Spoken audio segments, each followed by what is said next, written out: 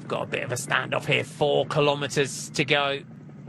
8 seconds is the gap between the two groups. Let's just run through the kind of run into the bottom of the climb, Danny, and what we can expect when we hit this steep ramp up towards the finish. Yeah, so it's a relatively simple run in towards the climb. So with around 2.6 kilometres to go, the riders will turn in towards the port, where they will have a crosswind coming from their left-hand side. So we've seen how strong the wind has been blowing there. It's not too long that they'll be in that crosswind though, because with 1.7 kilometres to go, they turn on to our final climb up towards the line. Just around 9.5% average gradient for the final 1.7 kilometres. But as you mentioned, there are a few little tasty bits on the final climb. So with around 1.5 kilometres to go, it really ramps up. Over 400 metres, over 13%. And then again, a few little spikes in the gradient. The final one coming from 500 to 250 to go. Average gradient there, over 16%. So that's going to nip the legs for the sprint finish. Definitely. So just Anastasia Kolosava there. Celia Lamuel has got back in. They're holding this gap here, you can see. Interesting that they've sent a car through though, because it's only 10 seconds. Normally they will keep that barrage completely free of cars, but Marlon Reusser is the rider that is having to drive this one on. Claire Steels and Mireille Meiring, perhaps Meiring being the rider that's protected today, but we saw the speed there, and it's pretty close. It's 41 kilometers an hour in the front group. We had 41 kilometers an hour from the second group as well. So the way the Uno X team are driving things on the front, they're holding this gap now. In the chase group, they're trying to bring back her Movistar teammates. Maria Giulia Confalonieri thrown in a big track power there, Maria. And she's done. Big effort. And it's now the Uno X, the UAE ADQ team that have come through towards the front. They recognise here that they can eliminate one of the big favourites for today's race if they keep this pace super high. And they've put the team on the front here for Silvia Persico. We're going to come in soon. We're into Binissalem-Andratx here. And then, as Danny said, we'll turn right. Then we'll kink left. And then it really starts to get spicy, this final climb. If they can keep this buffer over the group, Movistar are going to be the big losers here in this one if they can't get back up on the climb. There's Maria Giulia Confalonieri on the just in the gap. That was a huge turn by the Uno X rider that kept things clear, the Uno X mobility team. But in this group, you can see you've got Cedrine Cabal, you've got Talita de Jong, you've got the likes of Mavi Garcia, Marta Berg, Katrina Alerud for the Uno X team.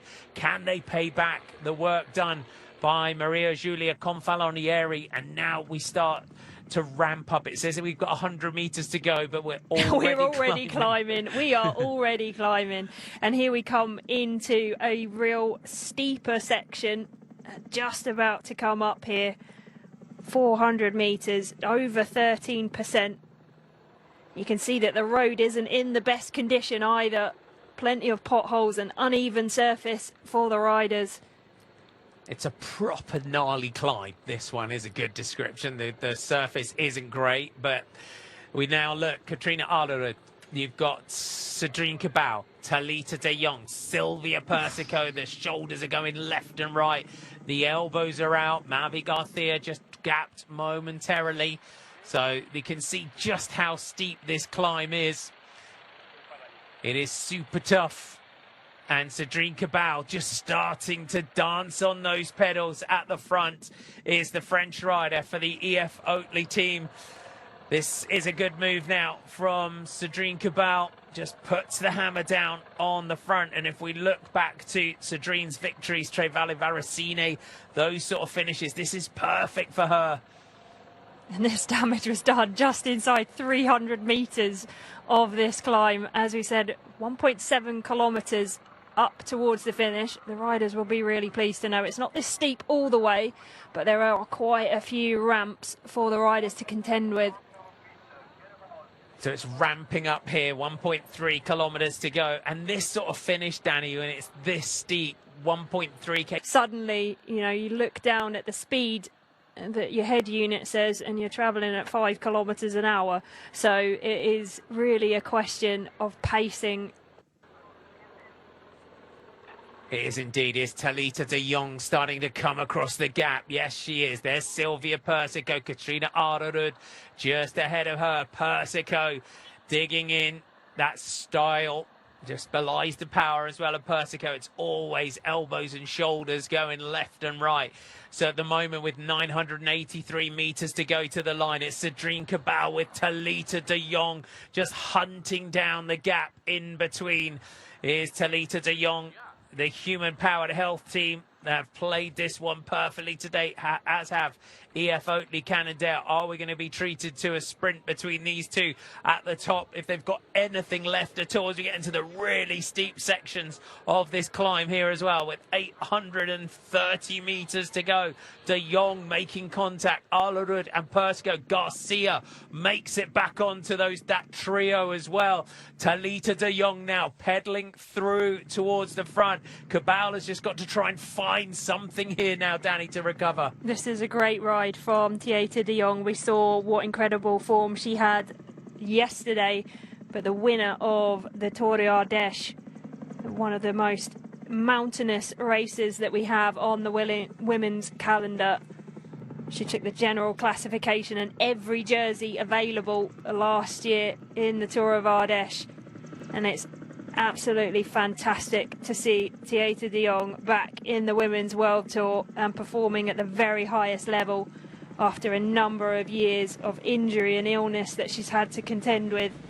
But the Human Powered Health squad have obviously put a lot of faith in Talita de Jong.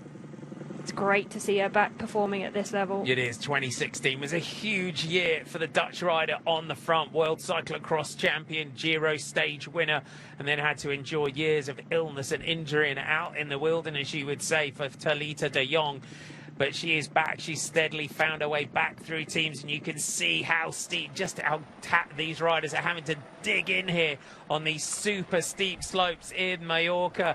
It's Human Powered Health and EF Oatley Cannondale that are going side by side, and Katrina Arderud trying to come through, and now the attack goes in for Talita de Jong.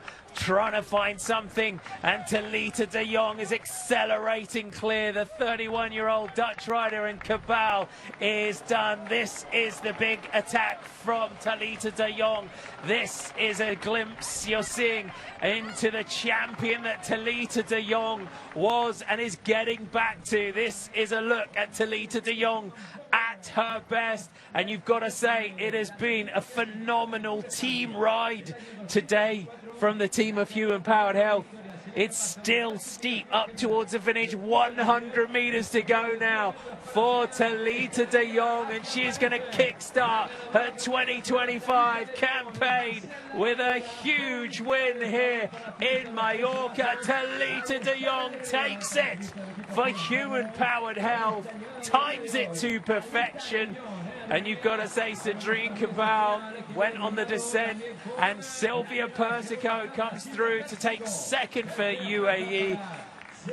Cabal takes third for EF Oatley. It's going to be fourth here for Katrina Arderud of UNOX, fifth for Mavi Garcia. That climb was absolutely brutal. Oof, I'm knackered just watching it. Agnieszka Skaliak-Stojka comes through next for Canyon SRAM. So let's take you through your top 10.